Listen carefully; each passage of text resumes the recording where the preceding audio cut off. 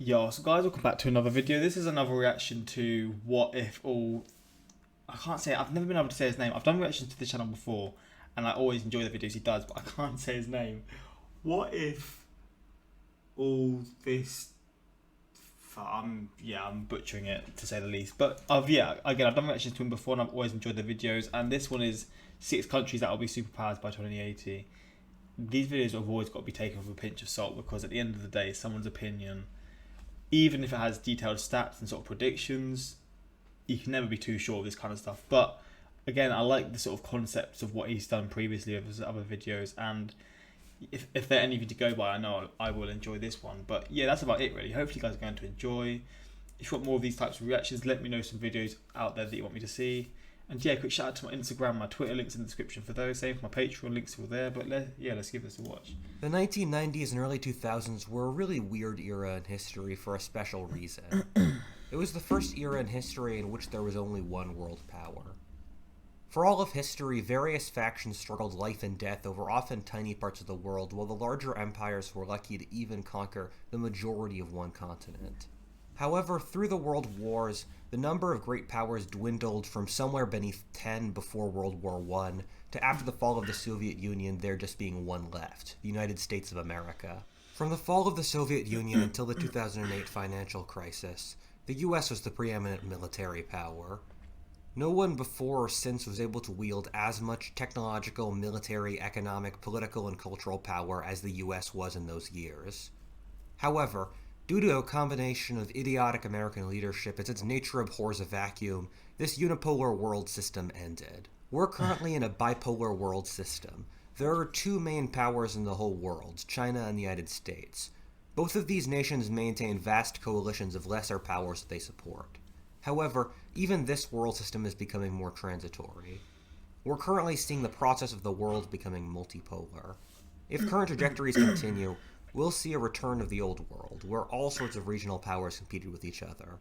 This video is going to go through the list of countries that I think will become major powers. It's ordered by which countries I think are most plausible for being regional political predictions that I have. Saudi Arabia. I just have the idea that it'll be mentioned on here. Some countries out there. Again, China, but we all know that. Japan, maybe South Korea. The UK or England? Nah, we can dream, right? A lot of these sort of countries here, I know there's a lot of money around here, and the same, I swear there's like a lot of African countries sort of emerging with a lot of money, like possibilities of money, etc. And in that turn, sort of influence that could possibly be there. Maybe Australia, New Zealand. China doesn't get onto this list since it basically deserves a future video in of itself. With that out of the way, let's start.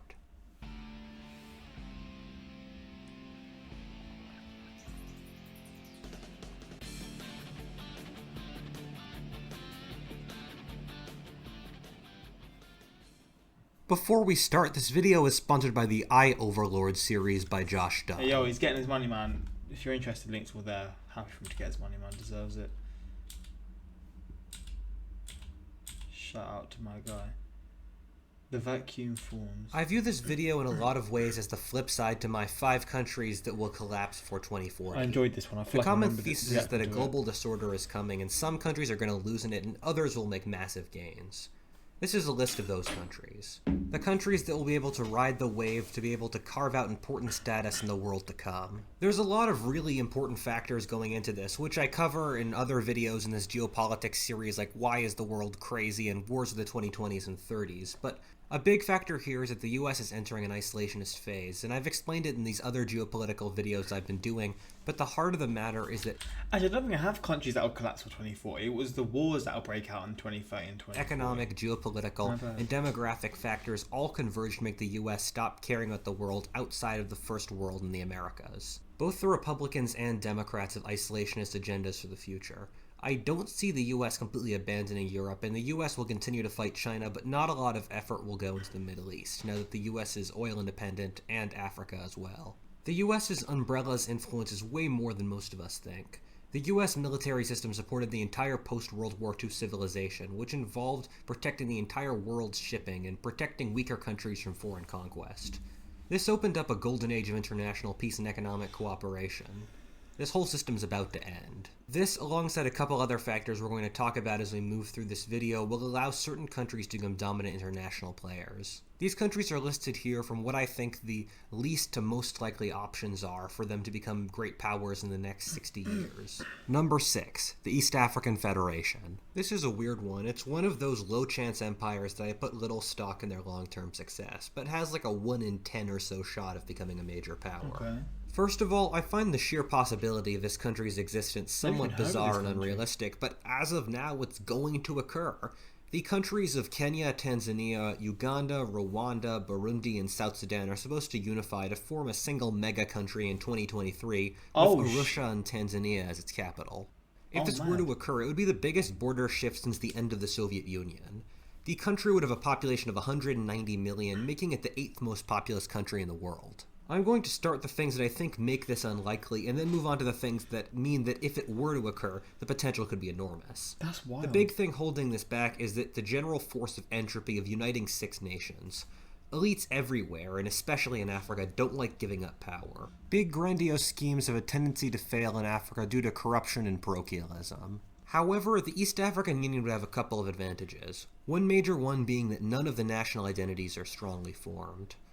For example, the issue with forming a United States of Europe would be that the French, German, or Spanish identities have existed and been fortified by 1,000 years of history. With the possible exceptions of Uganda and Rwanda, both of which were sort of proto-states controlling them beforehand, all the nations here were artificially created by Europeans. This means they can be superseded without much pain. A major issue most African nations have is that the tribe has remained a far more powerful organism than the state. This means that in most African countries, the nations became dominated by a single tribe which oppresses the others.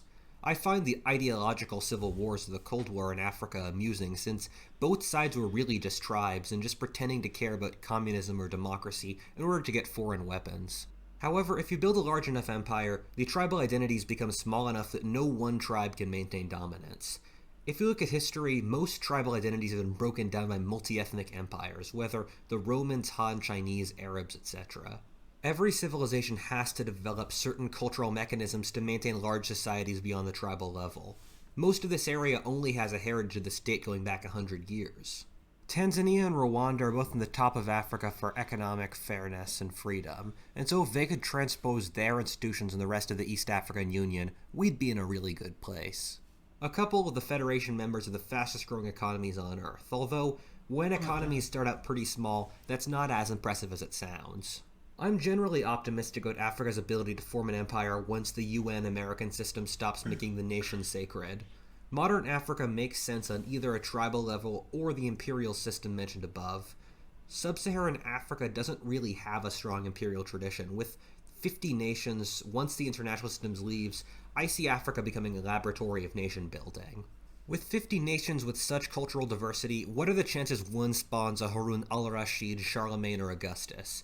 It might not be the East African Federation, but I think they're the most likely choice of anyone now. The normal progression of history is that empires form around the edges of the previously developed world. Almost every state formed this way, as some warlord on the edges of a developed society united a people together, importing the techniques of the more developed neighboring society. If you let states wage war with each other, the strongest will survive, and they'll adopt technology from the world around them. In a Hobbesian world without America, this process will happen somewhere in Africa. An important factor is that modern technology is finally overcoming tropical Africa's geographic barriers. In 1950, large parts of Tanzania were uninhabitable for any human since disease was so terrible. Since then, Africa has seen a 5 times growth in agricultural productivity. Malaria and sleeping sickness prevented big cities from developing in much of tropical Africa, but we now have the capability to eradicate both illnesses on a national basis. Africa's lack of navigable rivers or draft animals, which was crippling in pre-industrial times, can now be broken by the railroad or highway. Geographically, the East African Federation has a few advantages. The highlands in Kenya or Tanzania are temperate, they have South Sudan's oil and a coastline.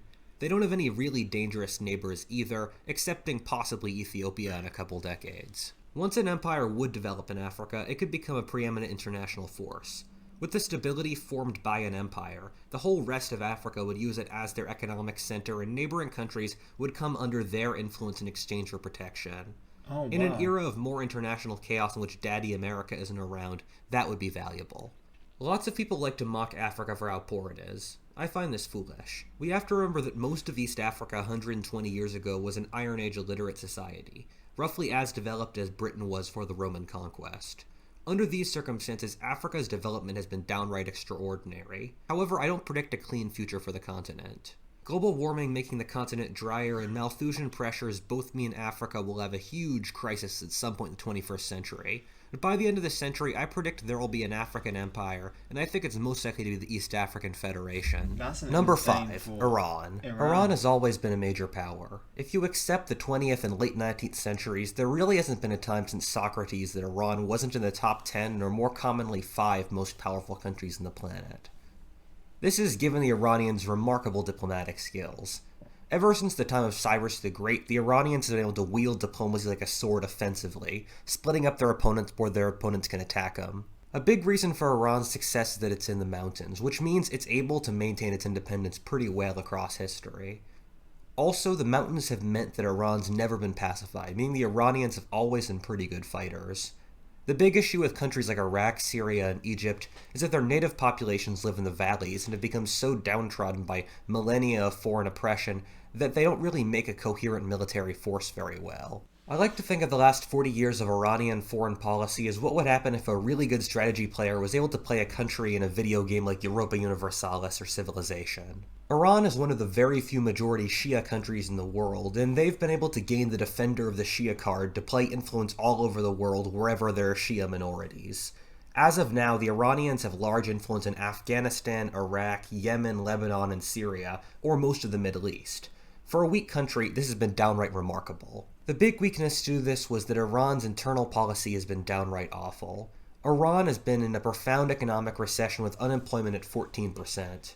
A good deal of this has been due to the US embargo, another part is in mismanagement on the part of the Islamic mullahs. This is where the crux of Iran's potential as a superpower lies. I think Iran as a nation has immense potential as a superpower. I just don't trust the mullahs to do it properly. They have a very well-educated population and are around half industrialized, which puts them above their whole region. The Middle East is also a region the US is pulling out of for a variety of reasons. Partially since the US is now oil independent, and also after 9/11, the US is just sick of the area. The Middle East has always been controlled by big empires, and those empires were most commonly Iranian. If Iran were to somehow leave the autocratic and restrictive mullahs, they could fully industrialize with their well-educated population and dominate the region. Of Iran's neighbors, Saudi Arabia won't last very long, something I talk about in this video, and Iraq and Syria are also fit. So my Saudi Arabia guess was completely wrong. I probably couldn't have been more wrong with Saudi Arabia. Their only real threat to the west is Turkey. In the east, the picture also looks pretty good. Afghanistan is also a failed state. I don't see Pakistan surviving very long, meanwhile, due to Malthusian pressures, lack of a coherent national identity, being stuck in the center of the map with neighbors that hate it, while having terrible defensive geography and generally not being a functioning nation. Similarly, Central Asia is in a terrible position in the next few decades due to overpopulation, climate change, and corrupt governments. This means that the Iranians are the default leaders of a world around them that's falling apart. Number 4. Ethiopia. So most of sub-Saharan Africa has basically no history of centralized states before the Europeans showed up in 1900. Ethiopia is a major exception to this.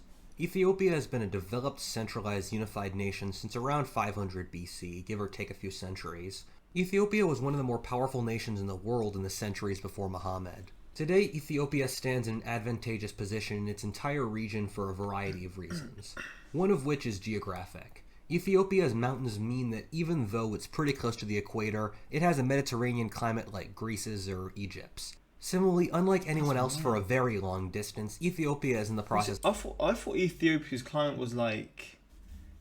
I know Greece is hot, but I thought it was it was one of the hottest countries. I mean, it probably still is, but like... just sort of like desert and like dry as hell, and maybe it is, but the fact that he's sort of comparing it to Greece is, I'm just having the idea that it's just sort of like, it's a lot more, well, again he said Mediterranean, which again is, like I said, I'm repeating myself, it's still very like hot weather or warm weather, but not as much as I thought it was. Because of industrialization. The stereotype of the starving Ethiopian is no longer true, as Ethiopia has seen one of the highest indexes of economic growth of anyone in the world in the last decade. The Ethiopians are also damming up the Nile, which, if successful, I gives miss them life or hearing about death this. power over the downriver nations such as Egypt. Ethiopia's mountainous terrain also makes it difficult to conquer, and the people are tough fighters. With the possible exception of the East African Union, there is no one in this area who would really be capable of countering Ethiopia. Somalia and South Sudan are effectively failed states. Sudan's an Ethiopian ally. The Horn of Africa is actually a part of the world where the US would be happy to have a local power show up. It would allow someone to clamp down on the Somalian pirates and the excesses of the Yemeni and South Sudanese civil wars.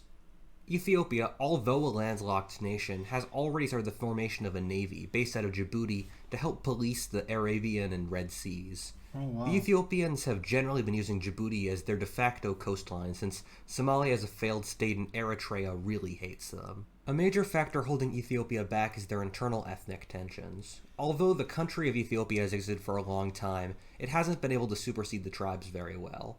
These tribal conflicts So sparked the split. Ethiopian civil war as the Tigray rebelled.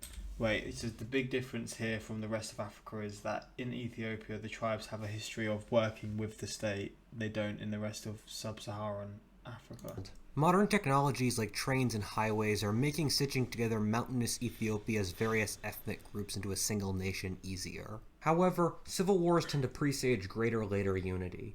This is since one faction of the elite can murder the other and rule the nation without any argument. This is how the American, Russian, or British civil wars presaged eras of expansion. If Ethiopia can keep its unity, they'll likely become a local power. Whether they expand to become an extra local power depends on how they play their cards. Number 3. I wasn't India. expecting that. India is a weird country when it comes to their geopolitical future. It has some pretty strong advantages, but it's also got some pretty strong weaknesses. A pretty big factor is that, in my opinion, throughout history, India has been remarkably unaggressive. The Gangetic Plain has more often than not been controlled by foreign dynasties, and an Indian army has only ever attacked outwards from the subcontinent once. That being in the High Middle Ages when the South Indian Cholas sent a fleet to damn, Indonesia. peaceful as hell country, India though. has a terrible military record, and it's hard to tell exactly because records before 1000 AD are so terrible, but they've lost far more wars than they've won. This has been a constant across Indian history, although I've heard that the leadership in the Indian army today is pretty good. They've also never been able to maintain a coherent diplomatic aggressive foreign policy. This is how China has surrounded India with Chinese allies and bases in the modern world. If I was in the Indian government, I would have hanged the people that let the Chinese set up ports in Sri Lanka and Bangladesh. In general, a big factor holding India back is China. China is a far more powerful, wealthy, and organized nation.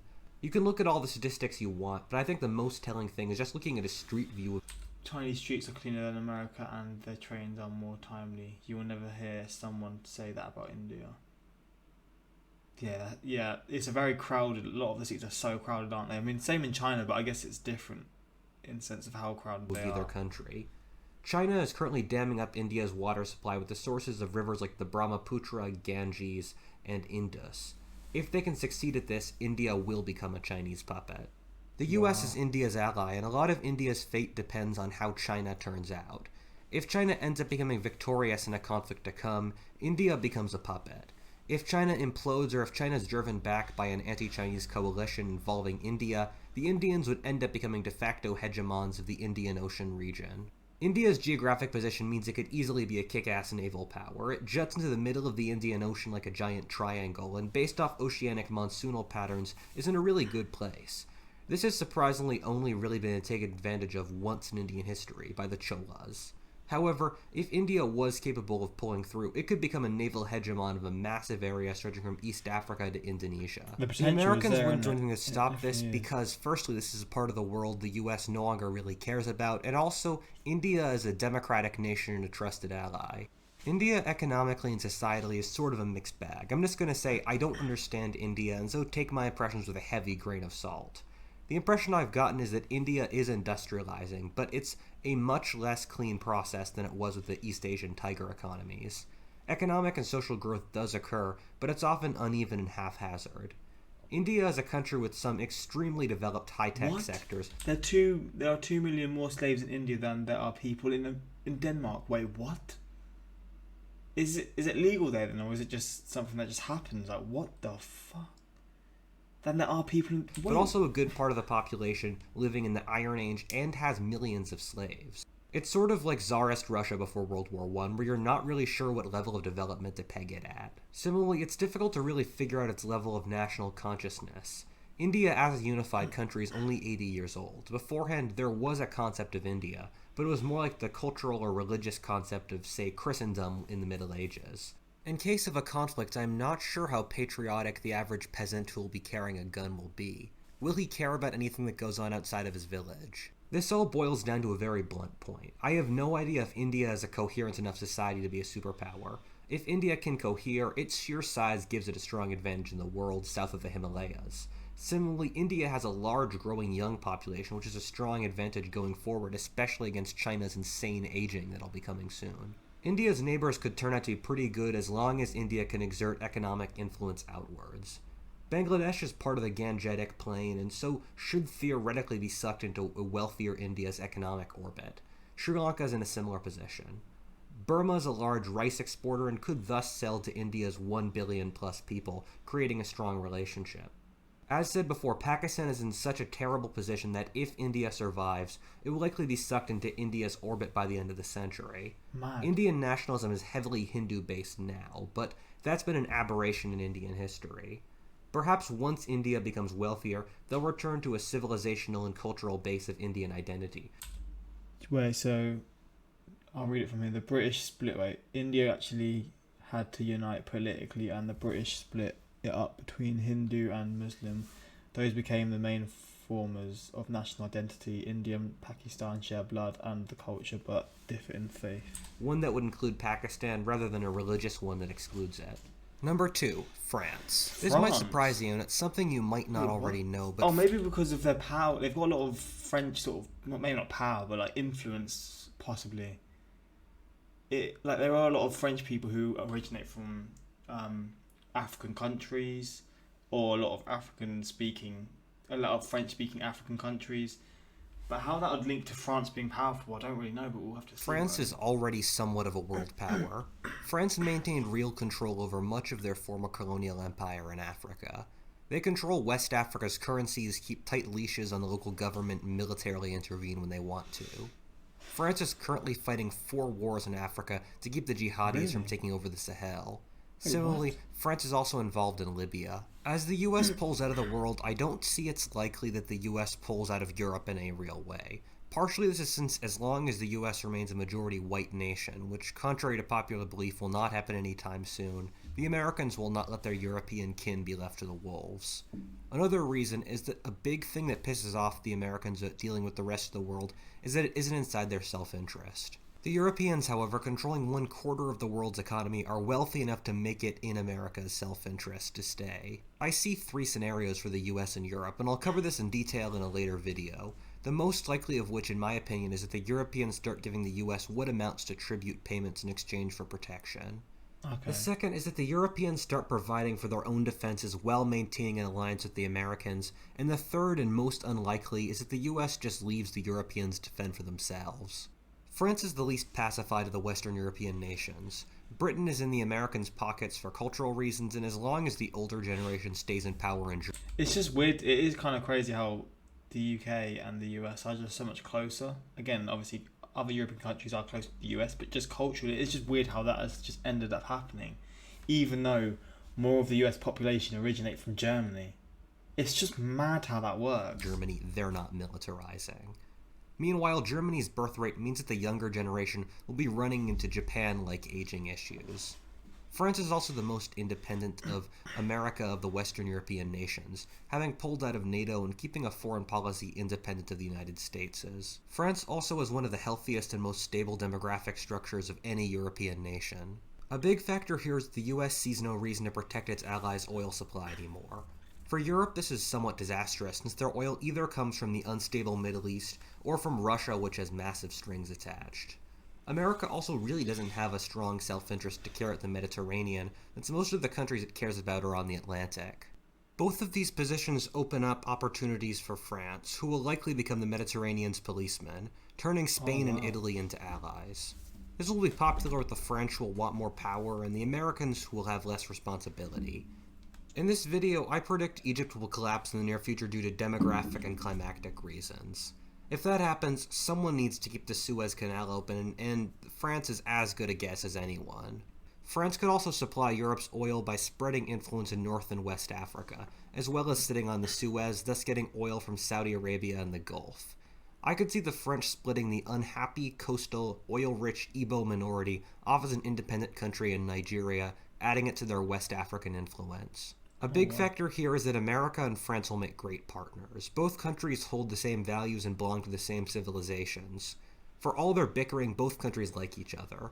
Americans would be happy to leave the things outside of their self-interest to the French. Number 1. Turkey. This one has sort of become a meme. I often get mocked as a Turkophile, partially due to my love of the Ottoman Empire, but also because I keep saying Turkey is about to become a superpower. Just hear me out on this one, guys. The Turks have a lot of advantages, the main one of which is that they're much better off than literally everyone else in their area. They have an industrialized economy, booming young population, coherent and... There's a lot of surprises in this one. A lot. Like Iran and Turkey especially. And France, to be honest. But I mean, that's the whole... And Ethiopia. They're all surprises. Honestly, these are all surprises. And again, take it with a grain of salt, a pinch of salt. But the possibilities are crazy. Imperial ideology, that of Turkish nationalism and Islam, and a powerful military. Meanwhile, they sit in a neighborhood of weaklings. The Balkan countries have struggling, corrupt economies and some of the oldest and actively declining populations in the world. These countries aren't going anywhere, and their geography naturally predisposes them towards the Black Sea and Istanbul. The US won't care as long as it can keep a defensible border for the westernized parts of Central Europe, one which they can maintain at the mountain pass at Belgrade. Russia's declining population, weak economy, and lack of a coherent national will puts them in a very similar location. Georgia and Armenia are also in similar positions to that as well. The Turks could easily control the entire Black Sea region by claiming control of Crimea. The Turks could use Turkic ethnic minorities to support their control, whether they be the Azeris in Iran or the Chechens or Tatars in Russia, who gain more and more power inside Russia by the year due to their higher birth rates. Chechnya is already practically self-governing, and so I could see them getting a better deal from the Turks and just leaving the Russians. In the south, the Turks are damming up Iraq's water supply, a country nearly entirely dependent upon the Tigris and Euphrates rivers, thus effectively giving them control over the country. Syria is a failed state that they could conquer fairly easily. Bro, the power that dams can give certain countries is unreal. Like, I never really sort of realised it. Actually, I remember in geography, I remember learning about is it the Yangtze? Or is it the Yangtze River? There was a dam there, or something along the lines of that. But I didn't fully understand just how powerful it could make certain countries or give them power over other countries. But it's the realization of how important water actually is, and it shows, man. It does show. As I talked about in the previous video, I think Saudi Arabia and Egypt are on the verge of collapse, and these societies' flat terrain, disaffected populations, and bad militaries would make these countries pretty easy conquests. The Americans and other great powers would generally be okay with this, since in general the Turks are preferable alternatives to all the other regimes in the area, with the exception of groups like the Armenians and Bulgarians. The US will want stability in the region, and the Turks, followed by the Iranians, are the only people that can really achieve that. Similarly, given the global disorder ahead that I've often talked about, the US likely have bigger things to care about. A big issue with Turkey's rise is their current leadership, which has brought them into a tremendous amount of debt. Similarly, Erdogan's bellicose saber-rattling has had the effect of pissing off the West and Russia. However, their important strategic position means they can probably get a bailout from one of the major powers, most likely China. Similarly, the Turks have poured their debt into real assets like infrastructure that they can keep even if they file for bankruptcy. The Turks could make a surprisingly coherent empire for a couple reasons. The first of which being that loyalty in the Islamic world is V-shaped, in that local tribal identities are really strong, as are the transnational broad Islamic identities. The Turks have the capability of becoming leaders of the Sunni world, as they were under the Ottomans, creating a unifying identity based around the Sunni identity. This would be in opposition to the Turkish nationalism that's dominant today and came in under Ataturk. Similarly, with control of this region, they'd be able to control a massive amount of the world's oil, which would make them a major power in of itself. We've also seen cycles of industrialization across history. In the first wave, one's level of industrialization was determined by how culturally close to Britain one was. Something to consider is that for most of human history, all civilizations of Eurasia had rough technological parity parity. It seems that after the West's 500-year advantage, we're moving back to that. Jeez.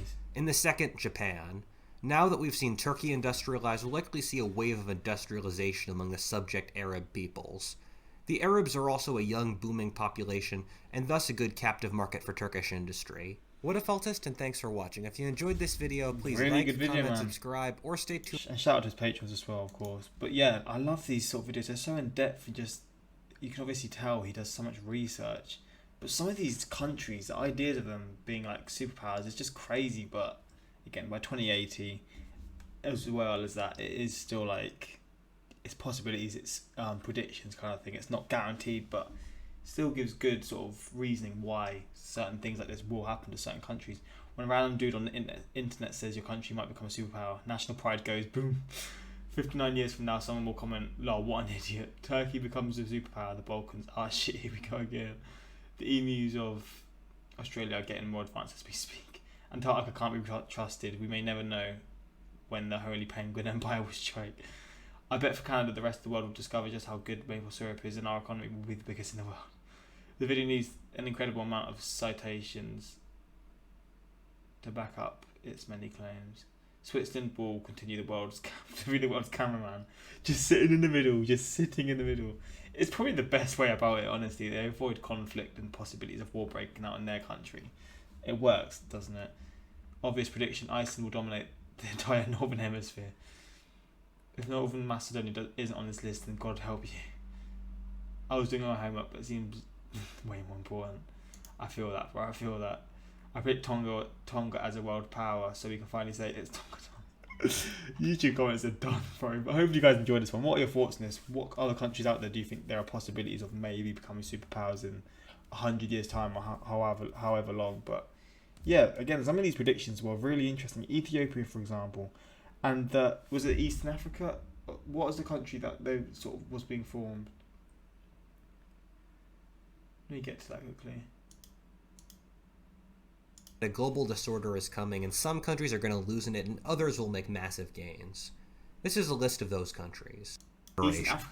East African Federation. This is a really interesting one. But like, was it 6 countries combining together? This is a really interesting one. But who knows, man? He said it was like 1 out of 10 chance of happening. Of course, the likeliness of it happening are very low, or the chances of it happening are very low. But you never know, man. You never know. And it's also interesting seeing how a lot of countries are sort of like falling or struggling financially, and sort of with that, other countries will insert their influence within that country. And it is interesting seeing how sort of world politics like this works, because it's a subject that I don't know much about, if not anything. But seeing these videos helps me learn things like here and there to like understand it more. But yeah, hopefully you guys enjoyed this reaction. Until next time, like, subscribe, peace.